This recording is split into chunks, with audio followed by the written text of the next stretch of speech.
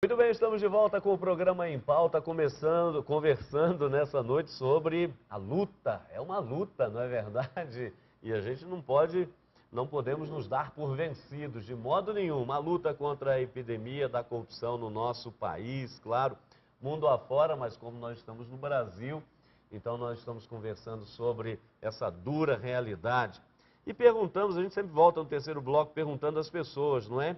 E uma vez mais, e esse bendito jeitinho brasileiro para não dizer o contrário? O que é que você acha? O que você tem a dizer sobre esse famoso jeitinho brasileiro no tocante à corrupção? Vamos ver o que as pessoas responderam. Em algumas situações eu acho certo, mas em outras acho que não. Eu acho que é bacana. Acho que tem que ter um jogo de cintura, assim, pra resolver as coisas. Saber sair, saber entrar, é bacana, assim. O brasileiro é muito pacato, ele conforma com tudo. Tudo que se o povo faz ele de bobo, ele aceita, muito devagar. Cada um dá seu jeito, né? É o princípio da corrupção, onde um dos maiores problemas da nossa nação é devido a esse jeitinho brasileiro. É um absurdo uma pessoa, um cidadão, se vangloriar com alguma coisa dando um jeitinho. Então eu acho que não pode falar que faz parte da cultura. Se faz parte da cultura, é uma cultura errada. Por que instituir esse jeitinho brasileiro? Acho que isso é um imaginário social que é reproduzido e reafirmado por algumas pessoas, e não que seja uma característica nacional mesmo. Se no lado da legalidade não funciona, tem que usar malandragem, infelizmente, né? O brasileiro tem uma imaginação muito fértil, é habilidoso para todas as circunstâncias oportunas. E aí, Primoso, o que você achou? Não, eu acho que aquele senhor que falou, penúltimo que falou, é o princípio, o jeitinho brasileiro, o princípio de toda a corrupção. E a menina completou quando alguns personagens se transformam em heróis porque dão um jeitinho e se saem bem. Quer dizer, o mau exemplo. Agora, dentro desse contexto, enquanto eles respondiam a questão, isso é meio trágico. Vocês sabem que no Japão, vários políticos acusados de corrupção se mataram. Se mataram. A gente não está sugerindo nada. Não estamos sugerindo. Mas é sintomático. Quer dizer, uma vergonha tão grande, só que essa vergonha desapareceu. E aí é que está.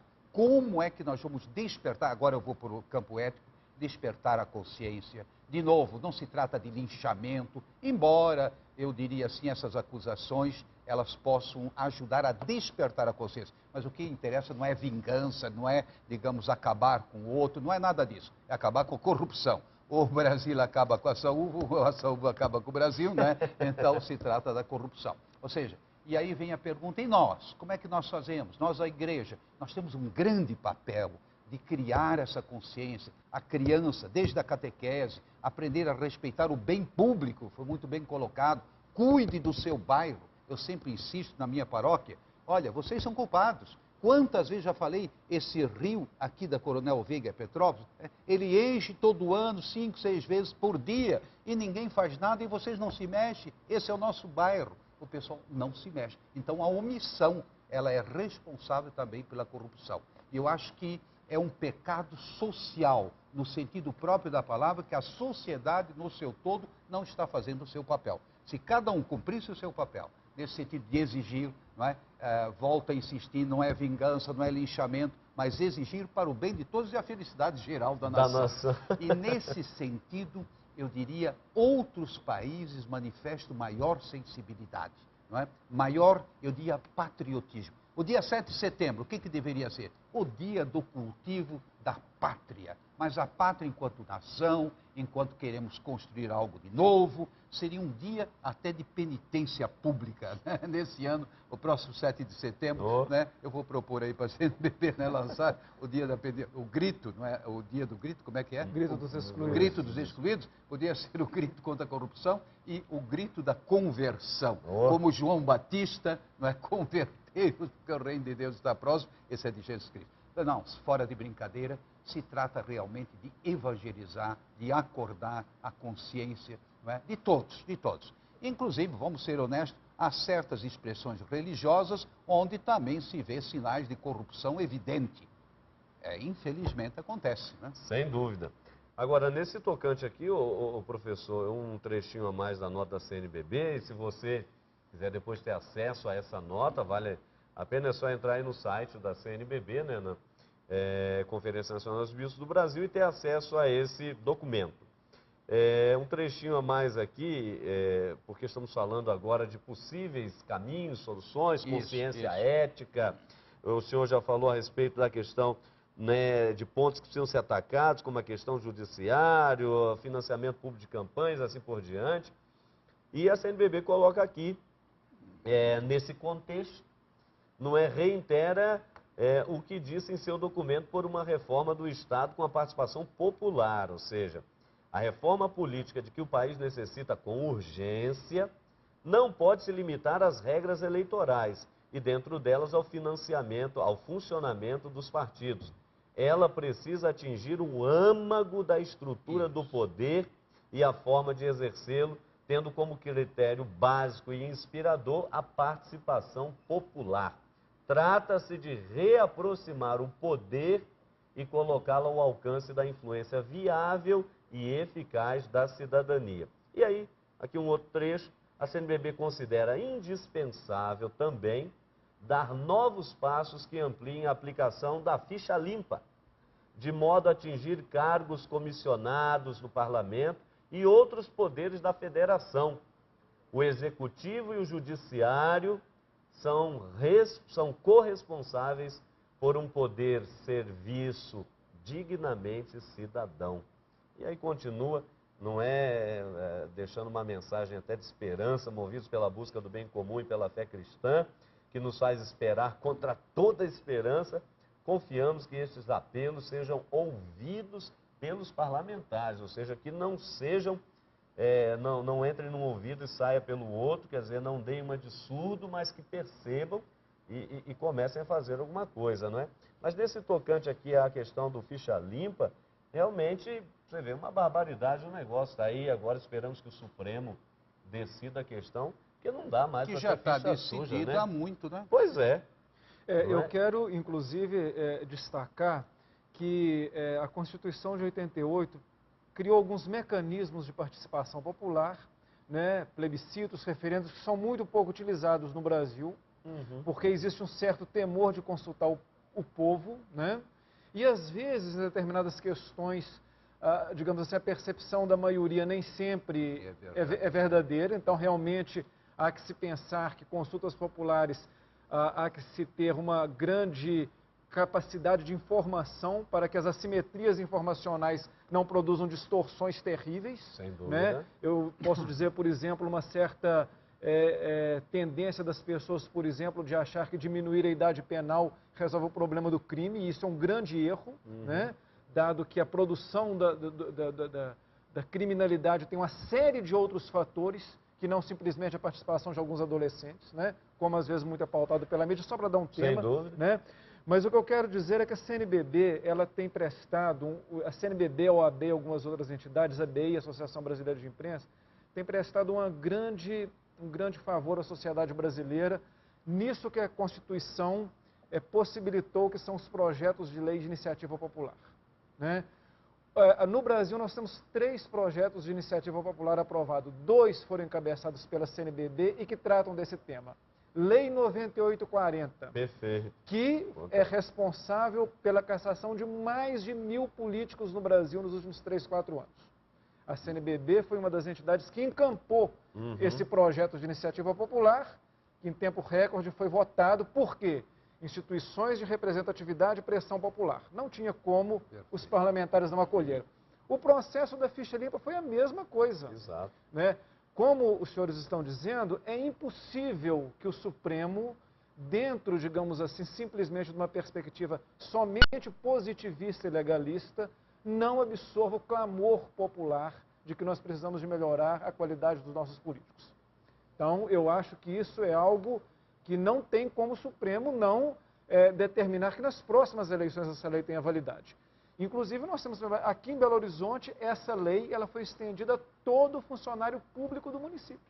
Eu acho Ou extraordinário. seja, isso poderia, né, a partir do exemplo de Belo Horizonte, ser estendido a todas as prefeituras, aos governos estaduais, né, no sentido de que quem cuida do patrimônio público, quem é um servidor público, hoje em dia as pessoas não gostam mais dessa expressão, né?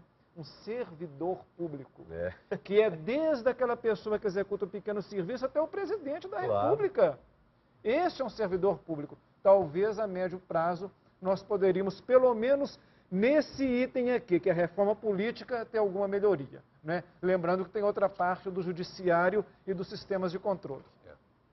Tá certo. Olha, Frei Moço, nós estamos caminhando aqui para o final do programa, com ideias muito claras e distintas, como diria Descartes, mas ainda do ponto de vista religioso, da igreja, para além do que o professor está dizendo exatamente sublinhando essa ação, por exemplo, da CNBB, em termos de Brasil, o que mais enquanto igreja pode ser feito para que a gente consiga, não é, quem sabe, esperar dias melhores, não termos mais aí essa corrupção, não pelo menos não a grosso modo, de forma tão escancarada, porque está virando uma coisa tão escancarada que quase, desculpe a expressão da palavra, dá quase nojo, né?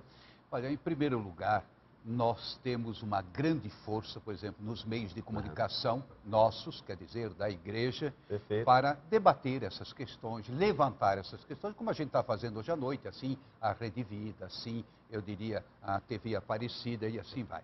Mas também, no dia a dia das comunidades de fé, isso tem que ser trabalhado. Nós temos que voltar um pouco à década de 70, década de 80, em que as comunidades de base, elas se reuniam, debatiam as questões e realmente puniam os que cometiam crime. Puniam nesse sentido de dizer, olha, assim não vai. Não é? Ou seja, isso era um mecanismo de participação. E a igreja, de novo, se distanciou um pouco, não é? No sentido de celebrar, de cantar, etc. Não é que eu seja contra, não é. Mas eu digo, ao mesmo tempo, a gente precisa levar o povo a voltar a se reunir. E eu sempre digo, vocês têm que se reunir para discutir os problemas do bairro.